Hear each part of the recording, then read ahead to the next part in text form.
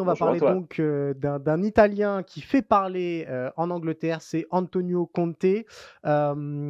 Philippe, on a vu Antonio Conte en conférence de presse très très offensif après le nul face à Southampton. Pardon. Je vais vous lire un petit peu une partie de son intervention qui était fleuve et très énervé. Le club nous a payé beaucoup d'argent, les joueurs reçoivent de l'argent, j'ai reçu de l'argent, pas pour trouver des excuses, ils sont habitués ici à ne pas jouer pour quelque chose d'important. Ils ne veulent pas jouer sous pression, sous-entendu les joueurs. L'histoire de Tottenham est la suivante. 20 ans que le propriétaire est là et ils n'ont jamais rien gagné. Pourquoi? Philippe, comment expliquer cette sortie au lance-flamme d'Antonio Conte? Tout le monde interprète ça en Angleterre comme étant un message très clair envoyé à son directoire, à Daniel Levy et à son propriétaire Joe Louis, qu'il a donc mis en accusation quasiment. Ouais. Euh, Virez-moi. Et si vous osez, virez-moi. Et juste avant la trêve internationale, en plus le moment est choisi parfaitement. Et on aurait pu penser qu'avec les problèmes de santé qu'il a eu, il a cette opération de la vésicule biliaire. Quand il n'était pas là, d'ailleurs, Tottenham a livré sa meilleure performance de la saison, c'était contre Manchester City, ils ont gagné. Il est revenu, puis il est reparti parce qu'il avait des soins, de nouveaux soins à recevoir en Italie. Là, il revient et il n'a pas perdu son temps, visiblement.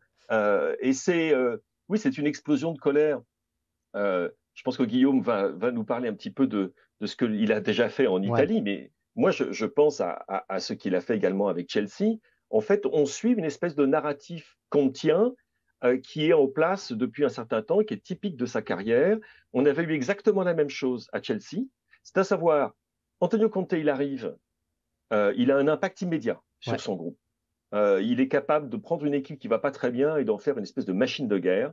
Il l'avait fait avec Chelsea, qui allait pas bien. Il avait complètement transformé l'équilibre tactique de Chelsea en utilisant un 3-4-3, 3-5-2, qui est vraiment sa formation, Signature, ouais. je dirais, de signature. Et dans la foulée, Chelsea avait été champion d'Angleterre. Et puis ensuite, très rapidement, il y a les petites fêlures qui apparaissent, à savoir qui commencent généralement par oui, le recrutement, c'est pas ça, les joueurs qu'on me donne, c'est pas ça.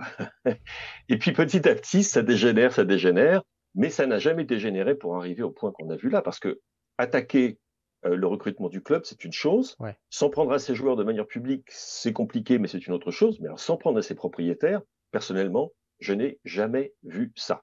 Je dis bien jamais vu ça. Et il me paraît très improbable quant à moi. Si Daniel Levy et Joe Louis ont de la suite dans les idées et font preuve de courage, je vois pas comment Antonio Conte pourrait retrouver Tottenham et à la tête de Tottenham lorsqu'ils vont reprendre la compétition le 3 avril. Guillaume, on va se tourner vers toi parce que tu maîtrises ton Antonio Conte sur le bout des doigts. Tout ce que vient de raconter Philippe, tu l'as déjà vu des millions de fois, Oui, peut-être pas, mais évidemment. on l'a vu à la Juve, on l'a vu à l'Inter, assez récemment. Oui. Qu'est-ce qu'on dit ce matin en Italie autour du cas Conte déjà? Et est-ce que, finalement, on en parlait déjà au moment de son départ de l'Inter, il n'est pas en train de se griller totalement? À un moment, la méthode devient trop connue. Non, mais je rejoins Philippe dans ce narratif qu'on tient. C'est exactement ça. À la Juve, faut rappeler qu'il a tout gagné, mais qu'il a claqué la porte Ouais, en plein été, en pleine préparation, parce qu'il n'était pas content du mercato. Vous vous rappelez la table de restaurant trop chère. Il était parti. L'Inter, le navire coulait après le Scudetto. Il est parti parce qu'il sentait bien quand même que le club allait à l'économie et que les gros joueurs comme Hakimi allaient partir.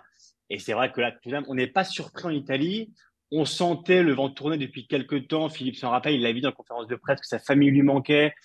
On Mmh. sent quand même qu'il prépare le terrain. Moi, j'ai suivi les conférences de presse avant la double confrontation face à l'AC Milan en ouais. huitième de finale. Et je l'ai trouvé tellement gentil avec l'AC Milan. Je l'ai trouvé tellement voilà, et j'ai vu, ouais, j'ai vu en fait un entraîneur quand même qui prépare le Dans la terrain séduction, ouais. pour revenir en Italie. Alors je sais qu'en France parfois on en parle au PSG parce que c'est une rumeur qui revient Ouais. incessamment depuis des années, mais en Italie vraiment on a la sensation que lui veut revenir près de sa famille et qu'en Serie A, voilà, la Serie A lui manque et que lui clairement prépare le terrain. Alors il le fait de manière toujours explosive comme l'a dit Philippe, et il s'en est même pris à l'histoire récente de Tottenham en parlant de trophées qu'il ne gagne pas depuis des années.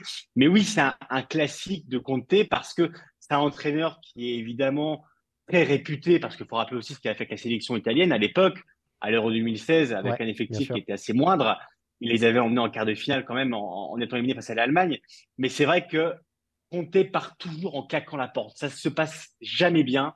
Ça se passe toujours mal. Et les ruptures avec lui, c'est comme avec une ex, Cyril. Voilà, soit ça se finit bien, soit ça se finit mal. Lui, lui quand il est en couple avec un club, ça se finit toujours Toujours mal. mal. Et comme l'a dit Philippe, honnêtement, j'ai du mal à le voir rester. Alors, peut-être pas de manière imminente, mais en tout cas, à la fin de la saison, pour moi, avec Tottenham, dans tous les cas, la rupture est actée. Et après, il faudra voir s'il arrive à prendre son chèque comme lui, probablement, l'espère.